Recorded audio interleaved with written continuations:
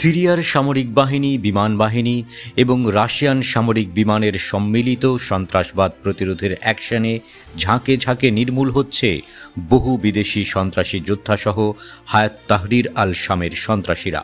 বুধবার বিভিন্ন সূত্র থেকে হতাহতের এসব খবর পাওয়া গেছে।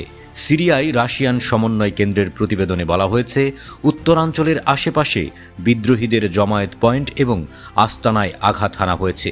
সপ্তাহ জুড়ে ওই আক্রমণে ২,০০০-এর মতো বিদ্রোহী নির্মূলের ঘটনা ঘটেছে, আর সর্বশেষ আক্রমণে প্রায় ১২০ জন বিদ্রোহী নিহত হয়েছে। যৌথ আক্রমণে নিহতদের মধ্যে কয়েক ডজন তাকফিরি রয়েছে। হামা শহরের গ্রামাঞ্চলে তাদের জমায়েতকে লক্ষ্য করে তীব্র অভিযান চালানো হলে তারা নিহত হয়। শহরটির উত্তর পশ্চিমে সংঘর্ষ চলছে বলে জানা গেছে। আক্রমণে সন্ত্রাসীদের অনেক গাড়িও ধ্বংস হয়। অভিযানে বিদেশি যোদ্ধাসহ HTS তাকফিরি সংগঠনের ৩০০ জন সন্ত্রাসী নিহত হয়। সিরিয়ান সেনাবাহিনী উত্তর হামাতে সন্ত্রাসীদের ২৫টি ড্রোন ধ্বংস করেছে। পাশাপাশি তাদের মূল সরবরাহ রাউন্ড কেটে ফেলা হয়েছে। সিরিয়ার সেনাবাহিনী উত্তর হামায় একটি সফল ধারাবাহিক অভিযান শুরু করেছে। শহরের চারপাশে নিরাপত্তা সীমা ২০ কিলোমিটার পর্যন্ত বাড়ানো হয়েছে বলে জানা গেছে।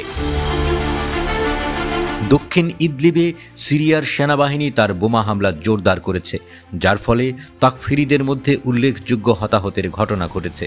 এদিকে ইদলিব শহরে HTS এর ব্যবহৃত ঘাঁটিগুলো লক্ষ্য করে ভারী ক্ষেপণাস্ত্র হামলা চালানো হয়েছে। সেখানকার হাসপাতালগুলো আহত সন্ত্রাসীরা ভরে ফেলেছে বলে জানা গেছে।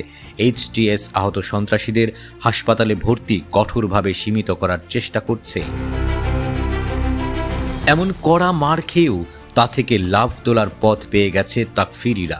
সন্ত্রাসী গোষ্ঠীটি এবং তাদের সমর্থনকারী পশ্চিমা ও আঞ্চলিক দেশগুলোর বিভিন্ন সংস্থা এবং সংবাদ মাধ্যমগুলোর মদদে তীব্র প্রোপাগান্ডা চালানো শুরু করেছে। তারা প্রচার করতে চাইছে যে সন্ত্রাসীরা হামায় প্রবেশ করেছে। ওইসব প্রোপাগান্ডার মধ্যে শহরে সন্ত্রাসীদের প্রবেশ সম্পর্কে মিথ্যা ঢাকতে HTS শহরে ইন্টারনেট ব্ল্যাকআউট করেছে বলে সিরিয়ার সূত্র থেকে জানা গেছে। সন্ত্রাসীদের মদতদাতা সংস্থার মধ্যে আছে যুক্তরাজ্য ভিত্তিক তথাকথিত পর্যবেক্ষক Syrian observatory for human rights.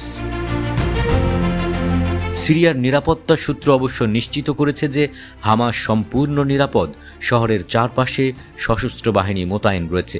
উত্তর সিরিয়ার স্থল পরিস্থিতি সম্পর্কে লেবাননের আল মায়াদিন টেলিভিশন নেটওয়ার্ক বলেছে, সন্ত্রাসীদের সমর্থনকারী দেশগুলো সেখানে তাদের পূর্ণ শক্তি ব্যবহার করেছে।